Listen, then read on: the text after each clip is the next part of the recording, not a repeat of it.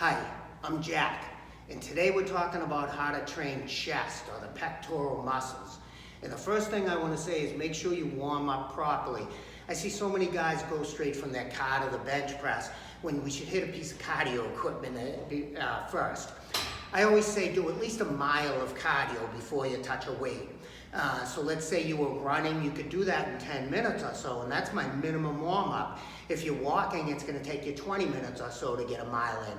Plus the ellipticals and other machines count distance for you too. And you probably don't want to do more than 20 minutes of cardio before you lift weights, because we do our fat-burning cardio after weights.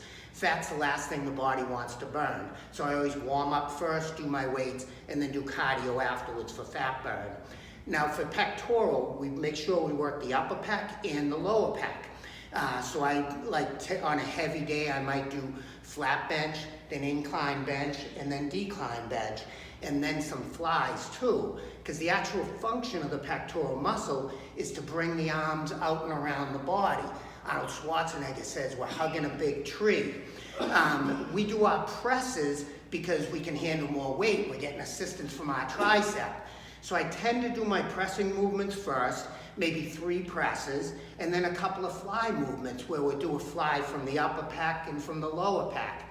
And also that we have our heavy days and our light days. I see a lot of guys always go heavy, heavy, heavy. And of course, I've said before that I don't believe in the lightweight for tone, old school of thought. That the gas principle tells us that we should have heavy days and light days. And I'm gonna break it into heavy, medium, and light. So on the heavy day, if you're doing your 3 benches, you go down to about 4 to 6 reps, and it's pretty explosive. That's your strength range, your explosion range, and then you would do a couple of fly movements afterwards. And I might even pyramid, where I end up with 5 or 6, 7 sets on the bench press, and go, after you get down to your 4 to 6 reps, decrease the weight a little and get a couple more sets out of it. And then on your medium day, that's your 8 to 10 rep range is your hypertrophy day. It's your best range to build muscle. So I spend a lot of time in that 8 to 10 range.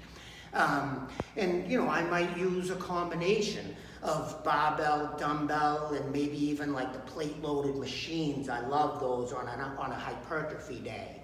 And of course, don't forget your flies, whether they're a dumbbell or a cable or a machine fly, it's all good. The fact that we mix and match them is what's best.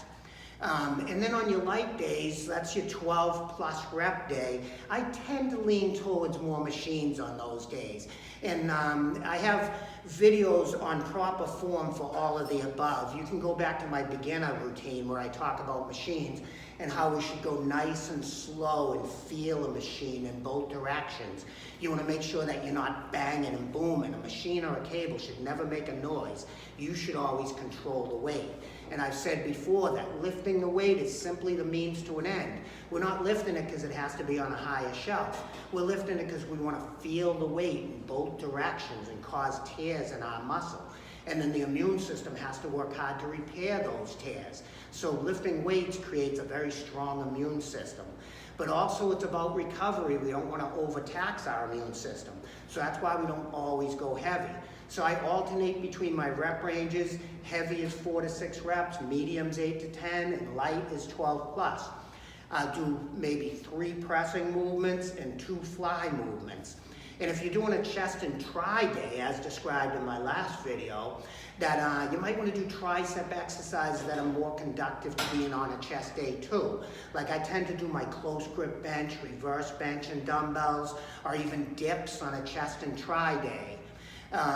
So I'll break down more muscle groups in the future, and thanks for watching and keep lifting.